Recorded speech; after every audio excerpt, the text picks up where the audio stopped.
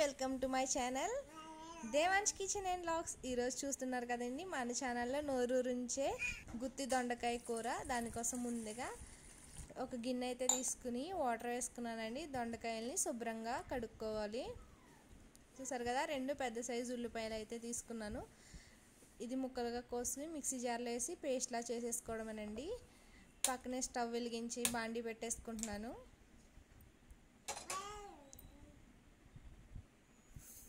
బాండి కొంచెం హీట్ అయ్యాక ఒక చెంచా ధనియాలు, అలాగే కొంచెం జీలకర్ర, గసగసాలు వేసుకుని ఫ్రై చేసుకోవాలండి।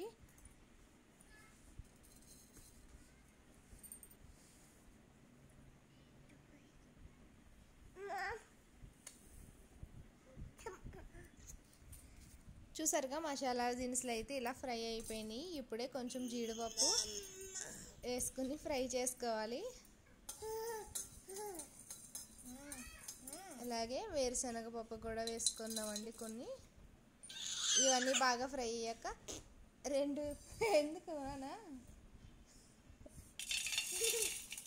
రెండు లవంగాలు కూడా వేసుకుని ఫ్రై చేసుకుని పక్కన పెట్టేసుకున్నానండి। చల్లారి పెట్టుకోవాలి। మళ్ళీ అదే కడాయి పెట్టి దాంట్లో కొంచెం నూనె వేసాను।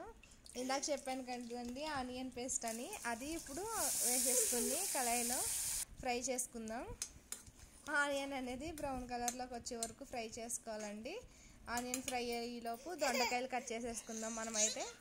చూస్తున్నారు కదా, వంకాయ అయితే గుత్తి వంకాయకి ఎలా కట్ చేసుకుంటాం అలాగే దొండకాయ కూడా ఇలా కట్ చేసుకోవాలండి। నేను చూపించిన విధంగా అన్నీ అలా కట్ చేసేసుకుందాం। అలాగే ఆనియన్ పేస్ట్లో కొంచెం ఇప్పుడు అల్లం వెల్లుల్లి పేస్ట్ వేద్దామండి। అది ఫ్రై అయ్యేలోపు దొండకాయలను కూడా ఫ్రై చేసేసుకుందాము। చూస్తున్నారు కదా, కడాయి పెట్టి దాంట్లోనే కొంచెం నూనె అయితే వేసాను। ఫ్రై అవ్వడానికి కొంచెం ఎక్కువ ఆయిల్ అయితే వేయాలండి। ఇలా నేను చూపించిన విధంగా అయితే బాగా కలుపుకోవాలి। ఈ పక్కన ఆనియన్ కూడా బ్రౌన్ కలర్లోకి వచ్చేసింది, చూస్తున్నారు కదా। దొండకాయ కూడా ఫ్రై అయిపోతుంది। ఇప్పుడే దీంట్లో కొంచెం పసుపు, ఉప్పు, అలాగే ఒక చెంచా కారం వేసుకుని బాగా కలుపుకోవాలండి।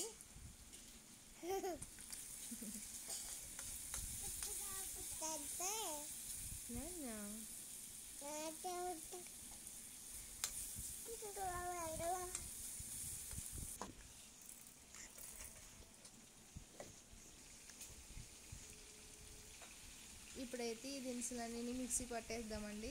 చూసారు కదా, గ్రేవీ కూడా రెడీ అయిపోయింది। ఇప్పుడు ఫ్రై అయిన దొండకాయలను తీసుకుని దీంట్లో వేసేసుకుందామండి।